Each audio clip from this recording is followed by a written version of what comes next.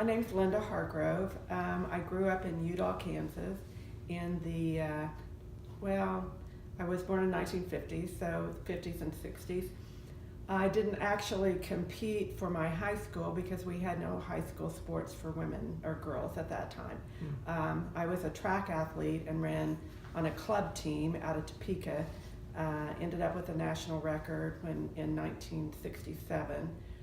I coached for 17 years at Cali, started the women's basketball team and really all the women's sports, volleyball, basketball, track, tennis, and softball.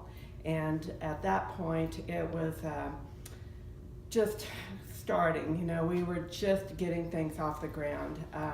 And then from there, I came to Wichita State, interviewed for a position to coach women's basketball at Wichita State 3 times before I finally got the job in 1989. And then coached at Wichita State from 89 to 98. Was an assistant coach in the 92 Olympics in Barcelona, Spain, and then left in 98 to go into the pros. Coached in the ABL, American Basketball League, for 1 year. Well, actually not a whole year, part of a year before that league folded. And then the next year was hired to coach in the WNBA in Portland, Oregon. I started a franchise there, was there 3 years before the league folded, and then ended up in Washington, D.C. as a coach, and then general manager my last 5 years there. Well, I really didn't want to become a coach. I had gone to Cali, started a track team there. The president of the junior college 2 years after I graduated from there, called me and said, I want you to come back and start a women's basketball program here. And at that point, I was in college. I thought I wanted to be a medical technologist. I really had no desire to coach, but I loved competing and I was very, very competitive. And so I said, okay. So I went back there and then, like I said, started all the women's basketball programs at that point.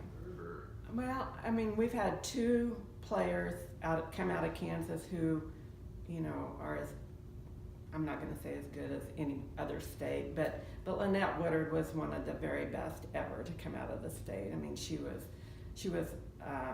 just a great player. I had an opportunity to coach her on our world championship team that went to Malaysia. She was on that gold medal team, and she was the glue on that team. I mean, she's just such a great person, and all the things that she did at KU were amazing. And she had a great coach in Marion Washington, and Marion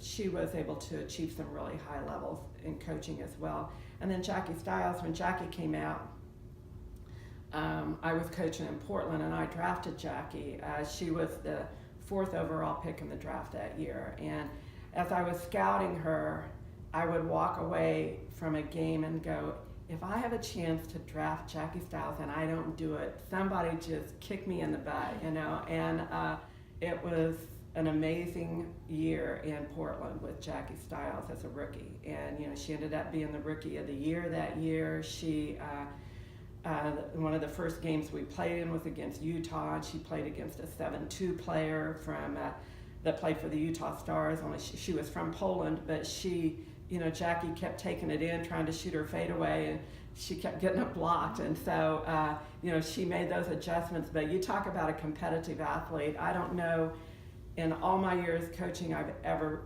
coached anyone as competitive as Jackie. And I was very fortunate that my dad was a basketball coach, so I can remember following him to the gym while he coached the boys varsity team at my high school. I remember 3 and 4 and just hanging out while his team was practicing, and he'd show me a fundamental, and I couldn't wait to show him I could master it. So, I started very young, and then I can remember even my 2nd grade teacher asked me what I wanted to be when I grew up, and I said I want to play professional basketball, and that was even before they had the WNBA in the U.S., So I had a vision that basketball is what I wanted to be good at a very young age, and was fortunate to have a dad that was a coach that, instilled the fundamentals at an early age. What's it like being a coach at your alma mater now? Oh, it's awesome. I mean, it's such a genuine sell for me. You know, I truly believe this is the best place in America to play women's college basketball. And, you know, the fans, the university, the community, they gave me so much and so many amazing memories. So now it's so great to be able to give back to this community and the university that's given me so much, because I look back and, you know, so many people sacrificed so I could do what I did. And so now to be in a position to help, you know, other athletes have a similar experience that I did here, or, you know, try to raise it to the level of, you know, that we were at, where we went to 2 Final Fours. So it's definitely, you know, I pinch myself. I'm like, yes, I'm really at my alma mater right now, selling the school I love. So it's definitely been the next best thing to playing, that's for sure. What do you hope to accomplish throughout your coaching career? You know, for me, it's just, you know, I want to try to help every single athlete that I, you know, cross paths with. I want to help them be, you know, not only inspire them, but empower them to be more and to do more than they ever thought they could, you know.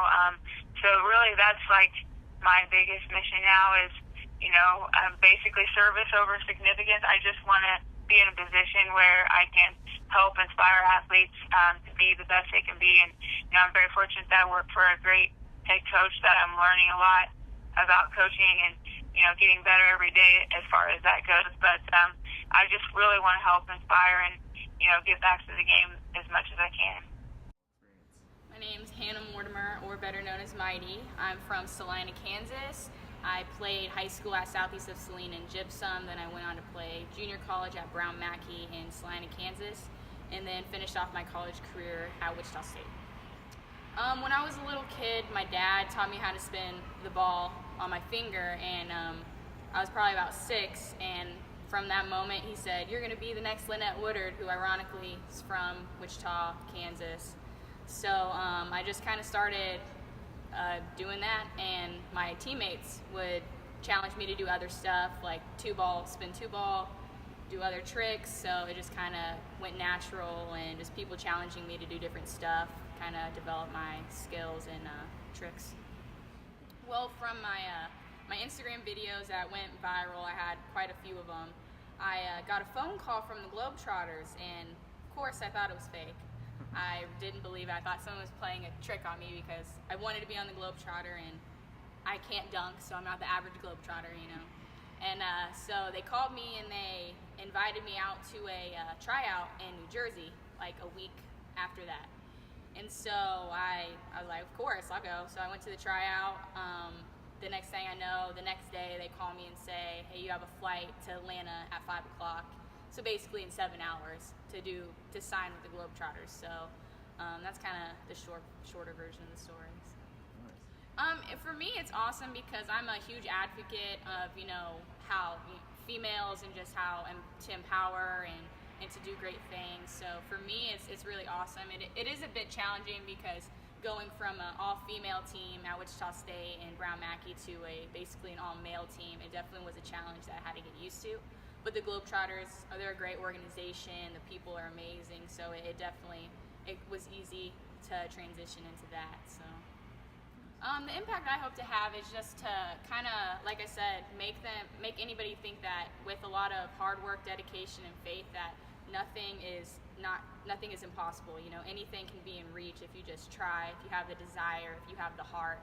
And so that's kind of what I want to leave. That's what my mark I want to be, is that, you know, if you put in the work every single day, even when people tell you no, when people tell you it's not realistic, because my dad told me it was probably the most unrealistic thing for me to be on the Globetrotters, but I just decided to prove him wrong. So I want everybody, you know, to know that if someone tells you you can't, you totally can. Like, it's just a mindset, and it's just what you put into it, the work you put into it.